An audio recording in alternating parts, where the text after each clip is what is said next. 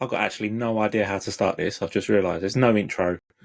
There's There is no intro planned. welcome to the podcast then, I guess. Welcome to the Tech Dad Pod. Tech Dad Pod. That's it. Tech Dad Pod. Well, you got Yeah, the name of the podcast right for a start, I so did. Yeah, there we go. we're That's off on a good good footing. start. Yeah, yeah. Should we start? Do you wanna give yourself a little intro?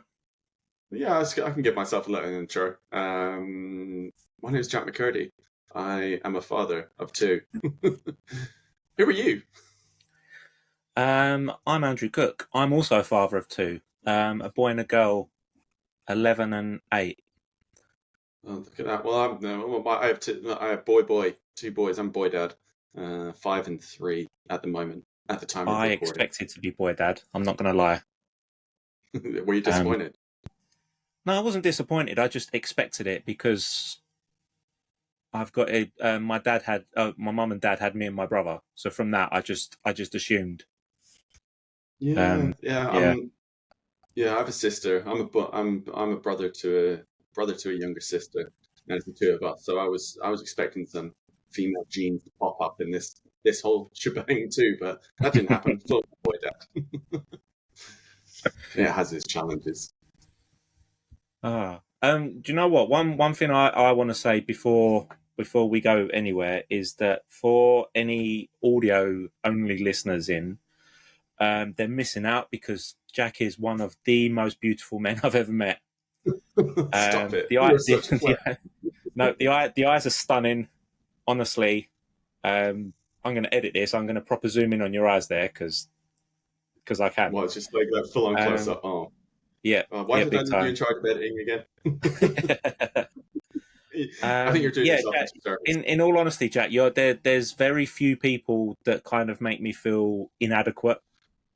You're one of those people, so I'm just glad that we've not been to the gym together yet because I don't need to be feeling any more inadequate. Okay, well, I don't gym, so Perfect. I think going to the gym with me would make you feel significantly better. If that's the way you're feeling, I think you're doing yourself a little bit of a disservice there. No. No, no.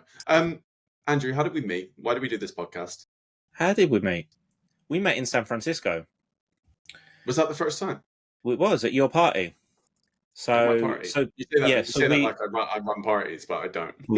kind of My company runs parties. yeah. So me and Jack met in we work in a similar tech space. We was both at the same event, and Jack's company was hosting a party, and I came along, and that's where we met. We had a game of pool, we had some drinks, and we just we kicked it off. Kicked, Kicked it clicked, off. kicked and That's clicked. not a phrase. That's it. We kicked it off. What? Yeah, What? We kicked that off our was not. relationship. Yeah, that wasn't the phrase. I can't think of the phrase I was thinking of, but that wasn't it.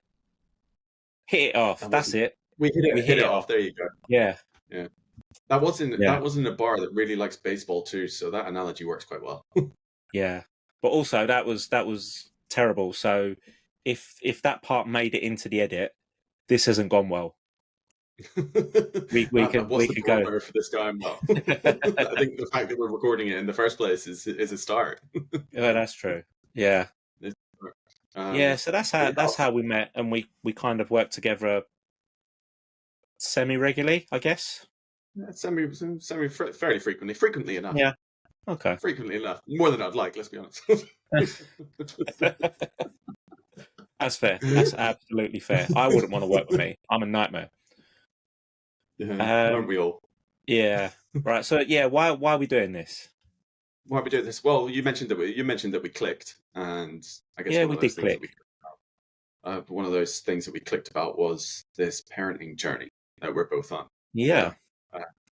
Fairly young dads in the grand scheme of things, and two kids and the challenges of working in tech and juggling being full-time tech people as well as full-time dads. Which job comes first, and arguably the dad one comes first, and balancing that. I think we had a bunch of good conversations about it, and we're just like, hey, maybe we should talk to each other about it and record it and see if anybody is interested. Yeah, yeah, definitely. I think as well from my perspective, it's not only that we both work in tech, but we're kind of in a tech-centered world these days anyway. So I think I mean I'd like to think that there'll be certain things that we can talk about that some dads might not even think about, like things like screen Yeah, time and making the use of devices and all that kind of screen stuff. time. Screen time. Lots. Oh my god. Wait, I kind of want. Do you want to talk about screen time? No, that's going to be its own episode. That's going to be That its that whole needs own. that needs to be. Yeah, we can't fit that in however long we've got. I don't think we. That might be multiple episodes. Actually, yeah. Do Andrew, did you always want to be a dad? you know what? I did not. I never. That came out really wrong. What I'd say is I never saw myself as being a dad. I always thought that, like growing up, I always thought that I would be kind of like a fun uncle. I guess I never saw myself Uncle. as, yeah, I never saw myself as being a dad. Um, Why? yeah. How about yourself? Yeah, I think uh, I'm gonna be candid and say wanting to be a dad is probably the wrong word. I think expecting to be a dad was on the cards for sure. I think I expected that at some point. Um, I think so. I became a dad. How old was I? I just turned 25 when I became a dad, Hmm. and it happened a lot sooner than I'd maybe wanted it to be honest. Okay. Um, I don't think I had time to want it first. Yeah. Yeah. I know what you A mean. lot of a lot of things happened for me super quick um, in my life. So I got married. Got married at 23 and had a child at 25. I have subsequently divorced, so I co-parent with my ex-wife. So for a bit of context, but yeah, a lot of things happened super fast for me. I don't think I ever grew into that wanting to be a dad. Like fatherhood was just kind of thrust upon me as like the next natural progression. You get married, you have babies. That's very much the societal expectation or the norm, and that's what happened to me. And I don't think I developed that wanting or longing to be a father. Fatherhood was just then thrust upon me, and that's how things went for me. That's really interesting. Yeah, if I think back to I think I was 20, I think 26, 27, I think when we had our eldest. But we had a miscarriage a couple of years before that, I think. So it was kind of on the cards from that. But yeah, that was it was a not an easy time, let's say. Yeah, In all honesty, that's something that I don't think enough people talk about, that it's quite normal that happens. But yeah, I don't think people realize that, because I remember um, after it all happened, obviously we was telling family because they was expecting, because we was expecting. We told them everything that had happened, and then one of the first things my stepmom Sarah said to me was that that's really normal, and she told me that she'd miscarried a bunch of times, um, trying for my little brother. So yeah, that wow, was something. yeah.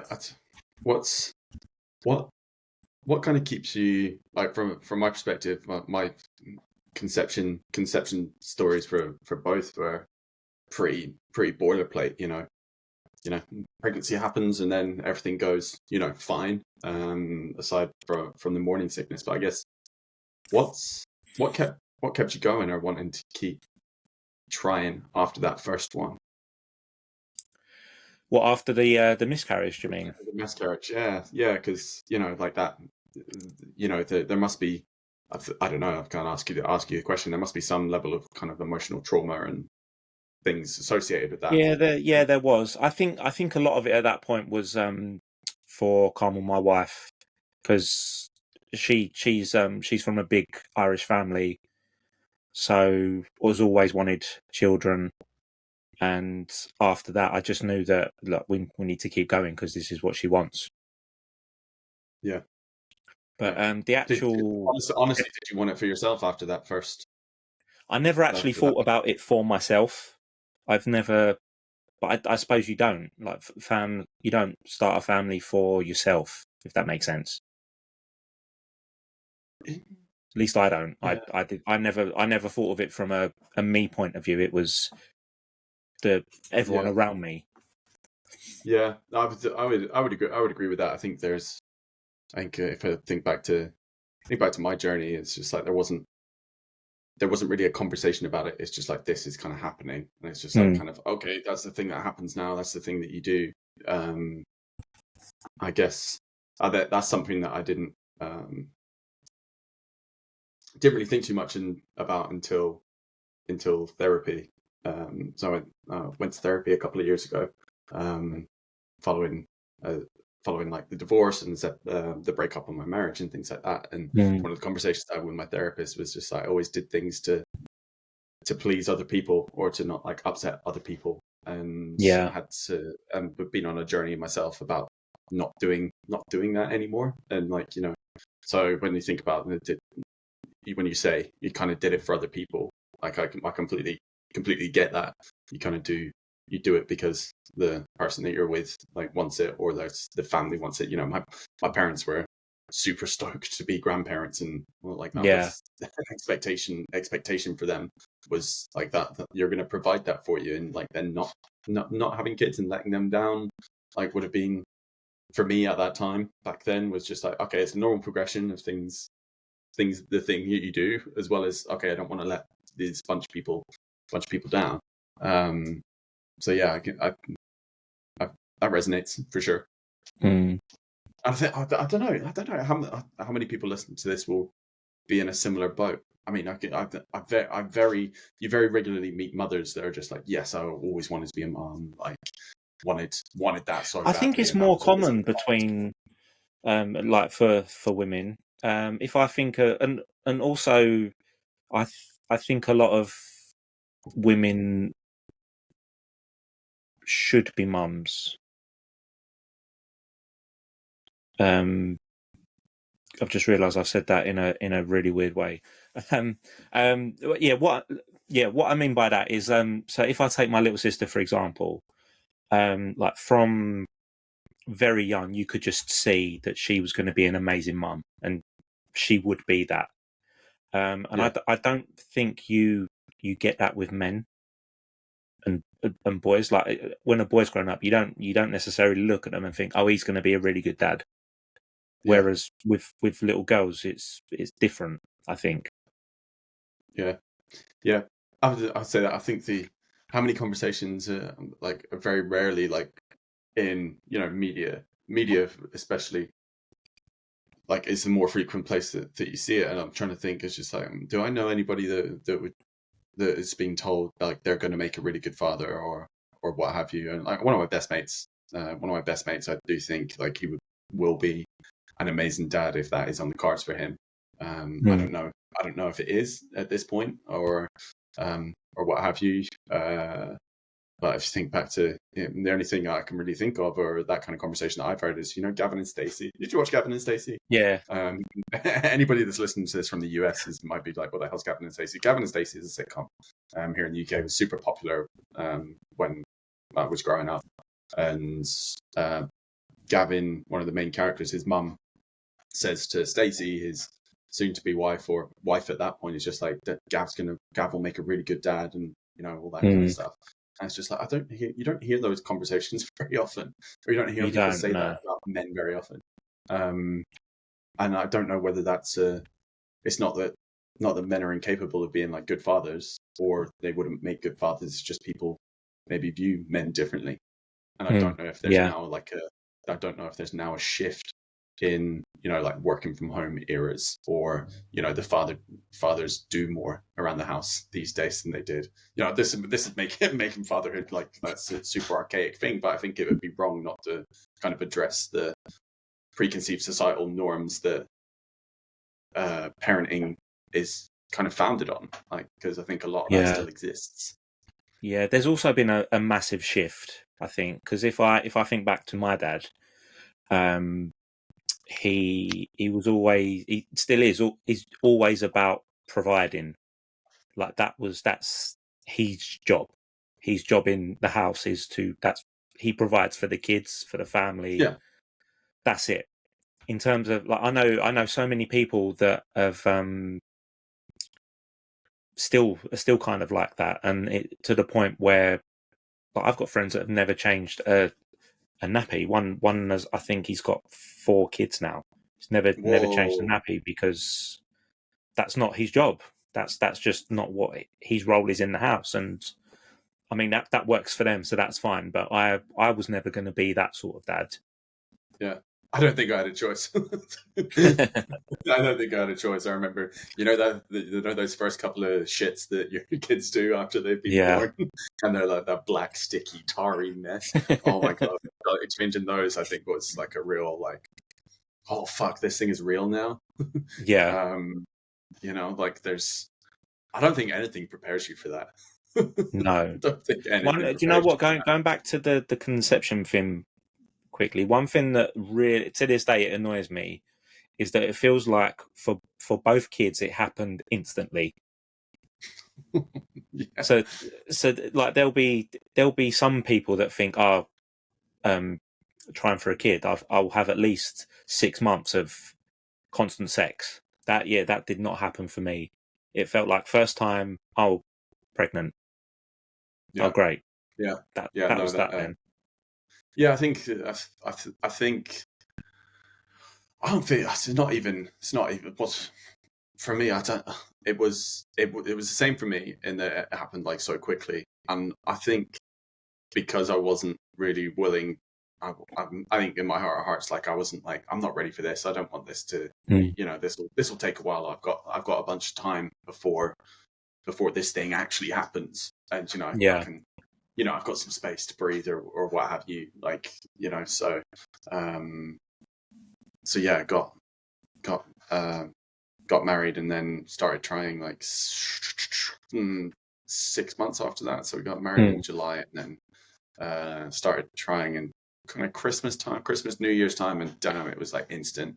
And I was just like, so think about like the conception process, how long that took, and then finding out you were going to be a dad. Like, I was kind of like, oh shit, like it's real now. I was kind of thought of it as this thing, as just like, oh, it'll take a while, and like might not ever happen. Maybe, maybe part of me was just like, I hope it does take a long time because I'm not ready for this. I think that's what I was really thinking about it, but it happened so fast, and then I was like, here we go. And then I kind of spent like that time until that time, even right up until it happened, kind of in denial that it was happening.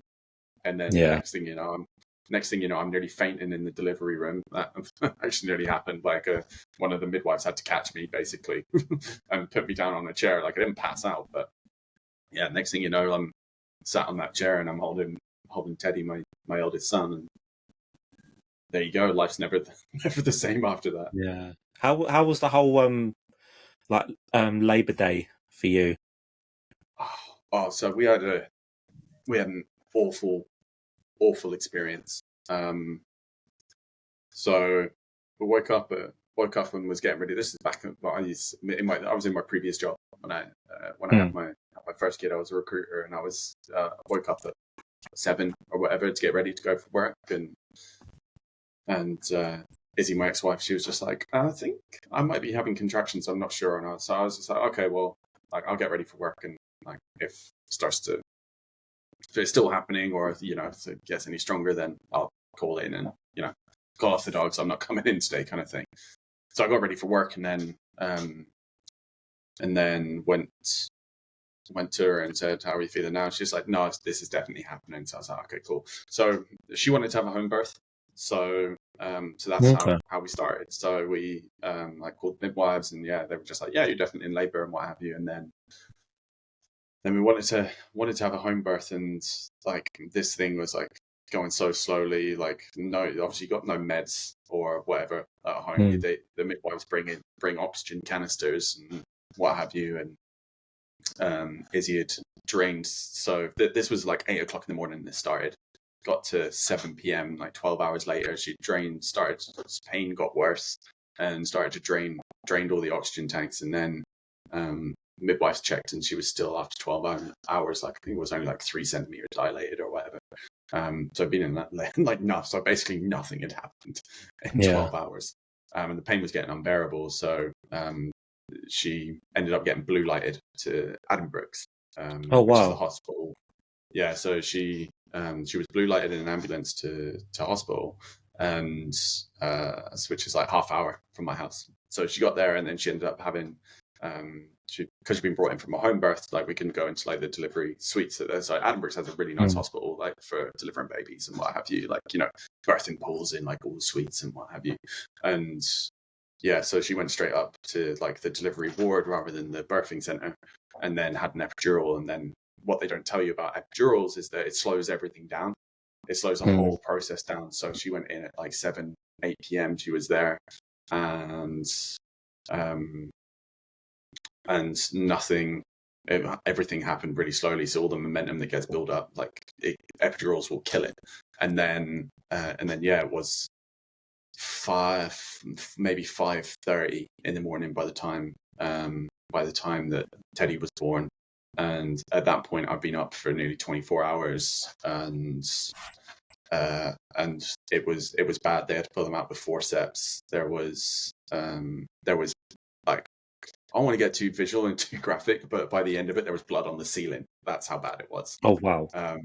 Yeah. So yeah, there was in terms of like super graphicness as well. Like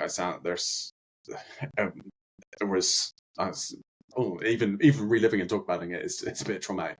There was the sound of like running water, and it wasn't water; it was blood coming off the bed and hitting the floor.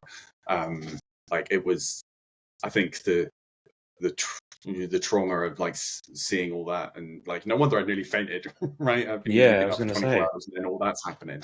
You know, so like you can create a birthing plan. Like you know, if your partner happens to be pregnant now and you're listening to this podcast, you can create all these birthing plans that the hospitals recommend that you do and midwives recommend that you do, and you can do that and you can plan for this beautiful thing. But shit can hit the fan real fast, or shit can hit the fan continuously, very slowly over the course of 20 hours.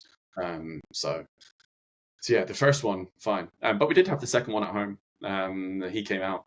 Labor was like 10 hours or something like that, and just kind of popped right on out. So at home with just oxygen. So it was a completely different experience. But that first one, god damn, it'll put you off having kids for the rest of your life. Yeah. Our first with Jaden. I can't remember. It was early in the morning when the waters broke. I remember we'd gone up, and I think the day before she was having contractions, or what we thought were contractions, and they said, "No, you're not ready. Go home." So we went home. Her waters broke in bed during the night, so she said, "Oh, we need to get to the hospital." Went down there. I don't know why I packed my iPad. I don't know why I did that, but I'm so glad. Was that ambitious? Wishful thinking? I'm so glad I did, because we was there for so long. So it was me and her nan. We were the two in the room, and I spent most of the day. It was very slow. So I spent most of the time playing GTA on my iPad. I had a great day. Her not so much. Well, at least you had a nice time. It was for me. It was great. Until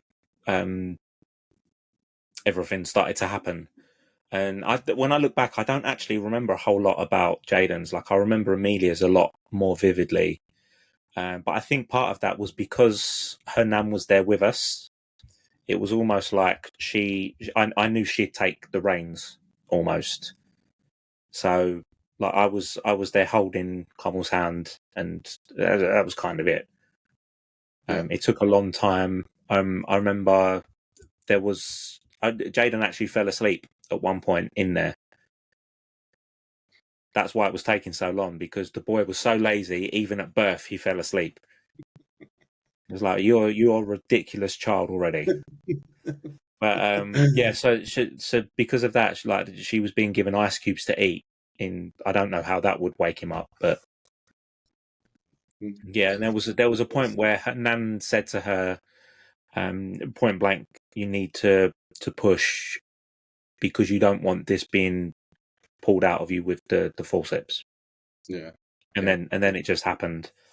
And then I remember being asked to. Oh, actually, there was another thing that I remember, is that because it was taking so long, it felt like just random people were walking in the room, putting a finger in, saying, "No, you're not ready," and then walking back out.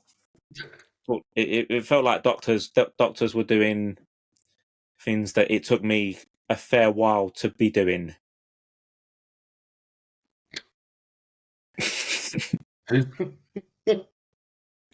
Oh dear. Yeah. But then he was born, and then I was asked to dress him, and I got the clothes out of the bag. They was the complete wrong size. And then just said, "Give him here, I'll do it." And I was like, "Oh, yeah." Did you do the cord? Yeah, I did the cord. Yeah. I don't know. I don't think I did the cord for the first one. I don't think I did the cord for Teddy. I'm pretty sure I did it for Casper. I don't really remember. I'll tell you what, so much of it is a blur. Like, I can't. So much of it is a blur, and that, I don't know. Did you come straight home as well, or people think a lot about that first 24 hours being a dad or whatever. Did you come straight home, or? I did, because Jaden was born at, what time was it? It was about 22:05.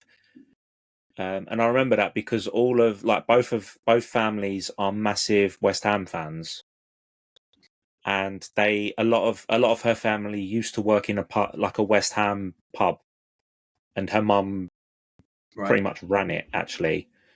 And they was all cheering at the news that Jaden had been born, and then all the fans came back in after the game, and everyone was cheering, and they all had a party, pretty much. And I was stuck in the hospital. Yeah. But yeah, she stayed in overnight. I went home. I had a Chinese. I had a lovely evening. Oh, lovely. Yeah. Would you have to remember your order? Don't remember anything about birth, but the chicken chow mein was amazing. Yeah, I remember it.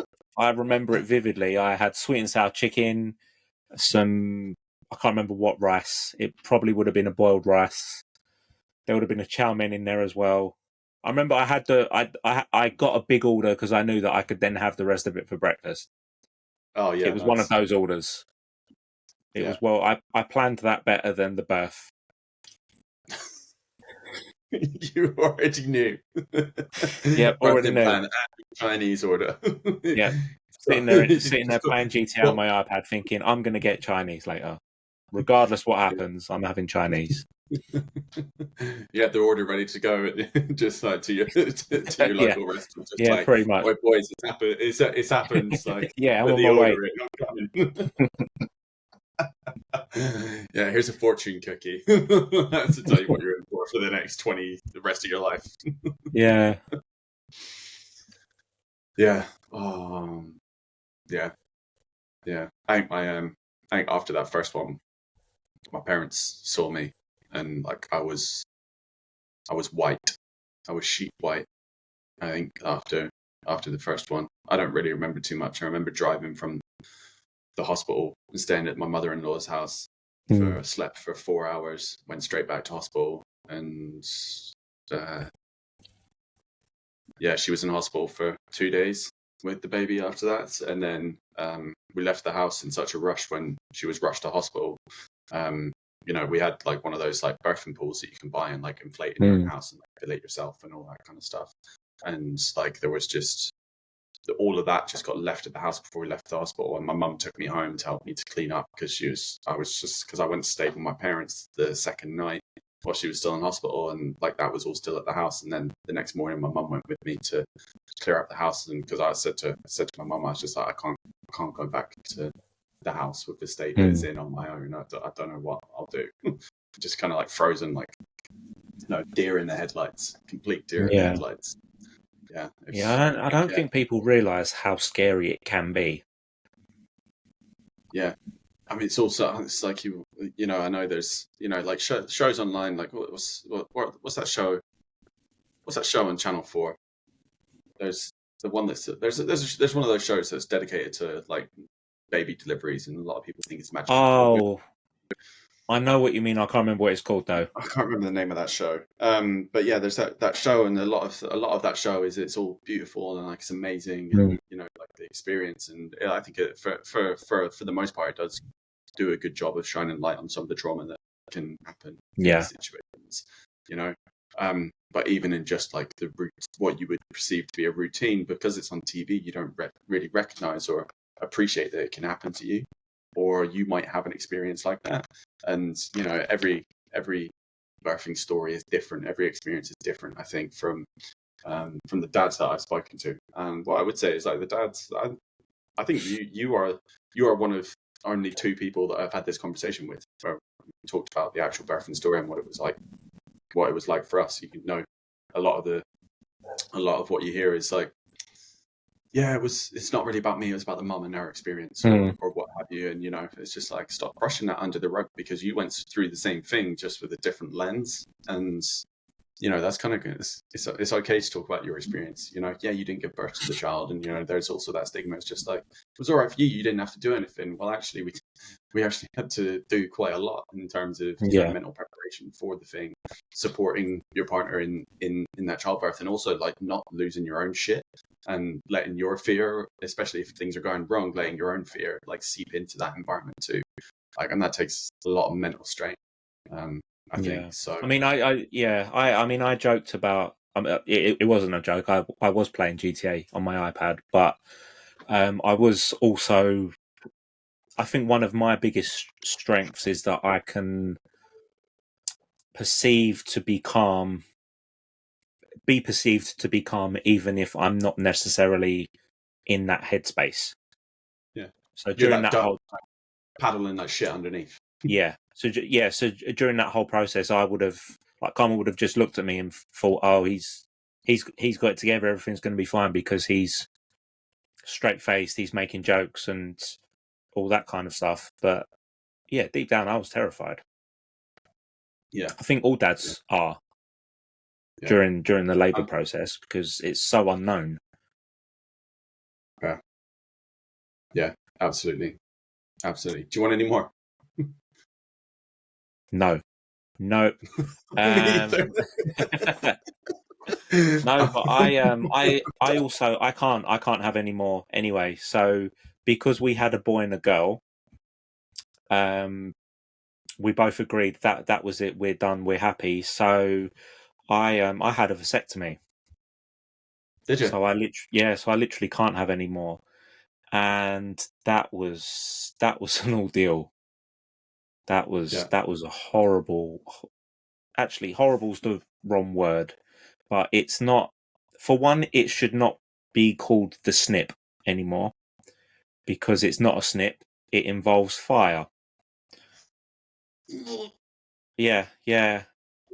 It was such a. I don't want to know. Do you know what? I've told this story though more than I've actually never spoken about the whole labour process, but I've told this story a bunch of times. You have to talk about your balls having being bleached. No, it's more because it was such an awkward experience. So I had it all booked. Went into the clinic. When it was my time to go in, a nurse showed me in, told me to take my trousers and I had to be naked from the waist down. Get on the bed, feet in the stirrups. I thought this. I didn't know I had to do this. This is what the gynecologist appointments were like for Yeah, the woman when she was pregnant. That's hilarious. yeah. So doing that, and then I had the nurse by my face just making small talk, and then the doctor came in and he said, "Oh, is it okay if we have a student observe?" So I didn't want to be a dick and say no, but in my head I thought not really. I don't really want that. But I thought surely it'll be fine. So I just said yeah. So during the whole thing, I had the nurse here making small talk with me, which I'm not a fan of small talk anyway. And then I had two doctors in between my legs doing what they had to do. And it was just a strange, strange experience. Because Oh my it's god! literally they don't. I know that they used to snip the tubes or whatever, but now they singe them. They singed them with like a blowtorch, or I mean, I hope it weren't a blowtorch. And I think about it, but You don't whatever. know. The small talk was distraction. Small Yeah, talk obviously didn't stop, and you were yeah, distracted enough. yeah. I can say there was no smoke.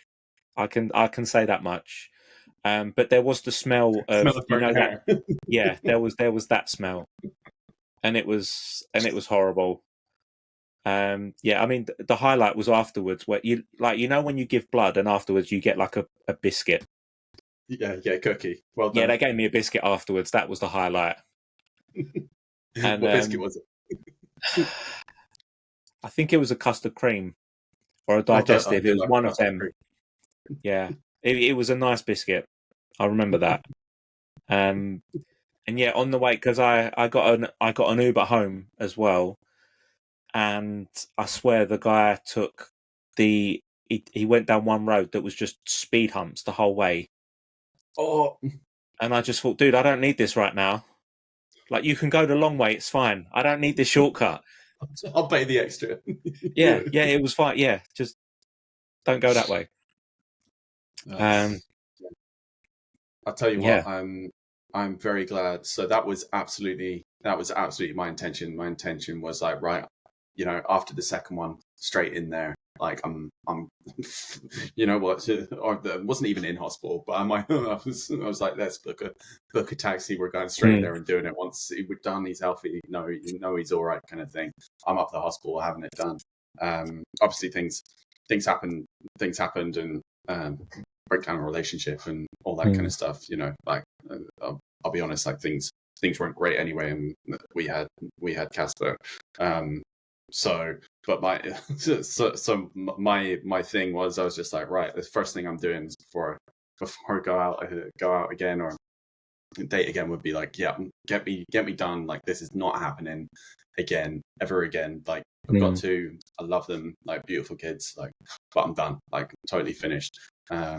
So that was the plan. And then fortunately for me, like I don't have to have my twig and berries played with now, or singed, or burnt, or but I tell you what, if it was me, I'd have been like, you can burn them and tie the knot in the tube, because like this is not happening. But fortunately, I met an incredible woman, that we have an amazing relationship, and we were in it for the long haul together, and she's had her children too, and didn't want any more, so she's been taken care of. The female version. So we physically can't have kids together. So now I'm just like, great, that worked out for me, because now I don't have to have myself played with, and there is zero chance of any more happening anyway. So so yeah, I'm glad I don't have to go through the procedure. Yeah, I would not recommend it. I mean, obviously the female version is so much worse. So, I mean, that was probably one of the reasons I did it, because I thought, for one, to stay on birth control is pointless for the rest of your life. The procedure for me, on paper, it's much easier. When I've got two doctors and a nurse chatting to me, Maybe I should have asked her to do it. No, well, I'm speaking to my partner. I think that that is probably not the best solution. I think doing the male version whilst discomfort, I think is Yeah. probably better. And I think that's another one of those things, like whether there's so little research into like female health. I think is Mm. a bit of an injustice these days, because you have a procedure like that, and then that affects like all the hormones in a woman's body, and can puts them into early menopause and all these kinds of things, and the side effects from having the female version of the snip is can severely impact a woman's health. So I Yeah. think us just not being able to go from firing live rounds to firing blanks is a much easier solution, and Yeah. it's Yeah. That better that for I your mean partner. that was my thinking with it. Really, was that birth control is always on the female, and it shouldn't be. No. So I could take control over that, and it was, in the grand scheme of things, it was it was a snip. it was a snip and a singe. Oh my god, I can't believe it. I can't believe this is where this went. Anyway, They do need to start calling it something else though, because it's not a the snip. burn, the It's less appealing though I don't know, if you mention the fire. burn.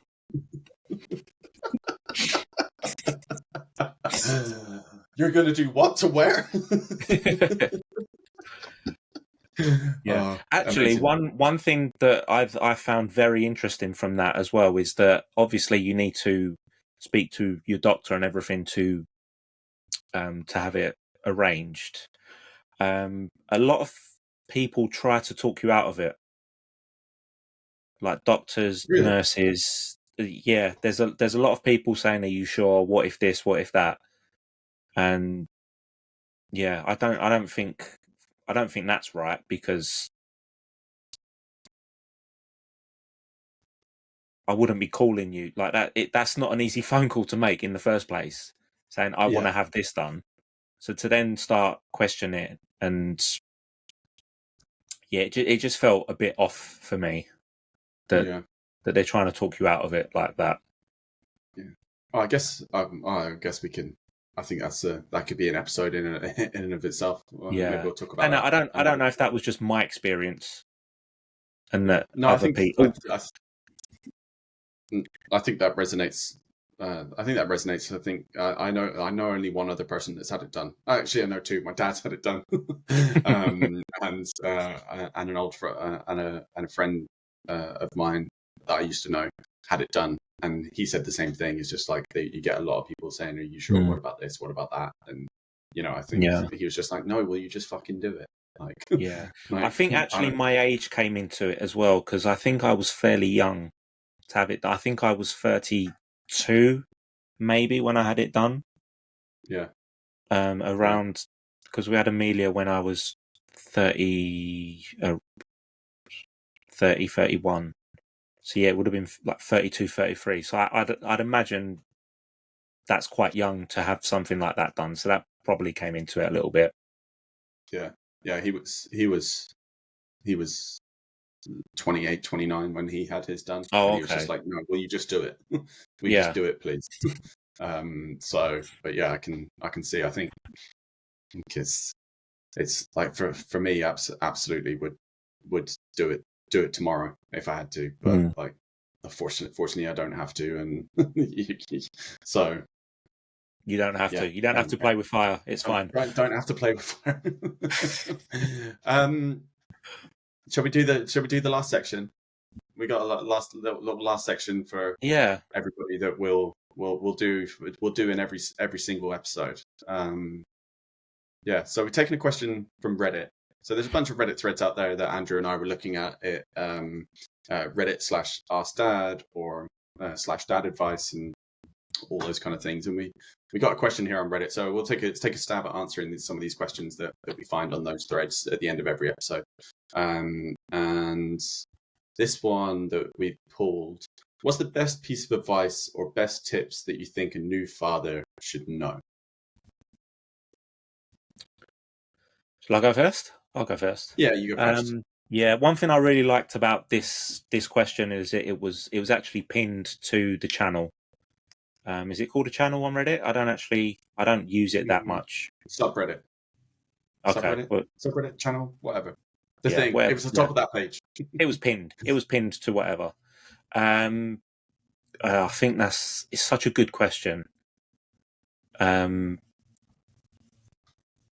Yeah, I think there's a few things. One, you're gonna fuck up. I don't even know if that's advice. It's just telling you how it is. You're gonna get stuff wrong. You're gonna make mistakes. Accept that you will fuck up. Yeah. Also, yeah, I think one thing I'd say is don't fuck up the same way twice. Mm-hmm. That's solid advice for life, not just fatherhood. Yeah. I wish I'd listened to myself with that at times. Yeah. There's so many times where I know that I've probably done the wrong thing with my kids, not intentionally. You at the time you're just trying to do the best that you can. Like no one ever tries to phone in being a parent. You're always going to try and do your best, and just sometimes you get it wrong, and like just accept that and learn from it and move on. Yeah, I think mine would be disregard any and all expectations about what you have or you think your experience will be like. If you expect it to be, you will have expectations about what each step of this journey is going to be like, and something will happen and things will go to shit, or your child may have some kind of health issue, or you yourself might have health issues, or you might have issues like with your job or what have you. Every expectation, you will have a very set expectation about what you think fatherhood looks like, and you think you will have a template for what it looks like because of what you've seen in movies or TV or from your friends. Disregard them all and just roll with it. Like, you gotta take every day as it comes, and adapt to all new information as it's presented itself to you, and adjust based on your kids and how you're feeling. Yeah, that's so true.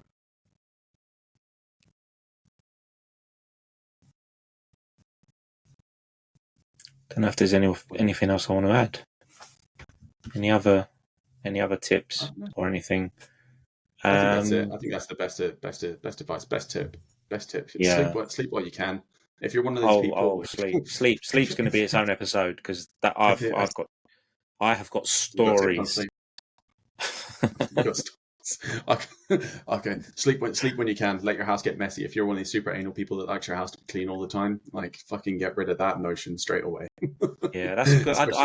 I'd love to speak to a dad with OCD and see how that's gone for them, because there's this public call. If there's a dad out there with OCD that wants to come on and be a guest on this podcast, then you let us know.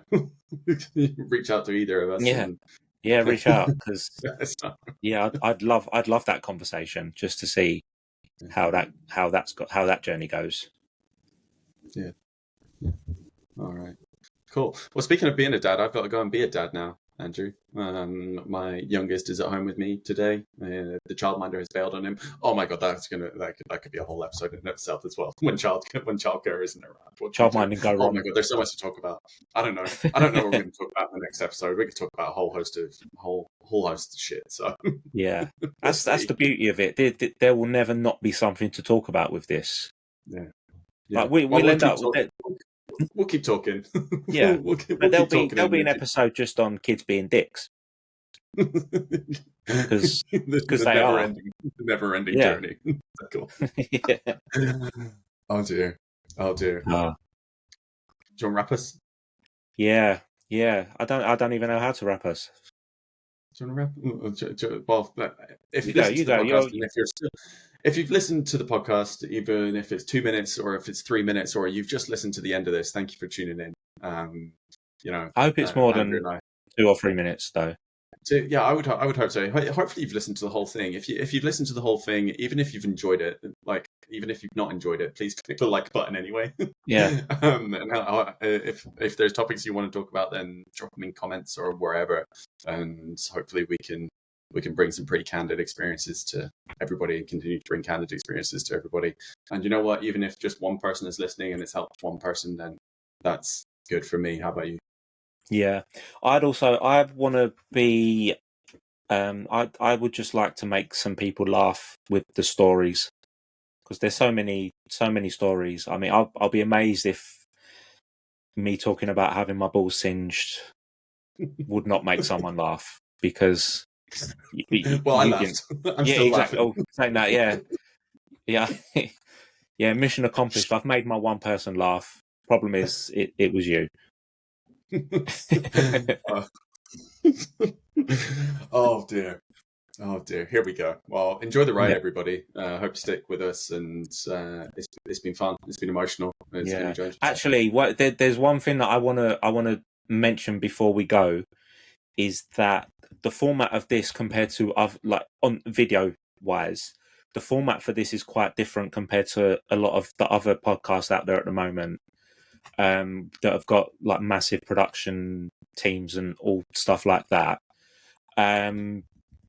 With this one, because of how we're recording it, you can get away with watching it at work, because someone will walk past. If your boss walks past your desk, they will just think you're on a webinar. You're on a Zoom meeting. Quality. Yeah, you're on a Zoom meeting. You're on a webinar.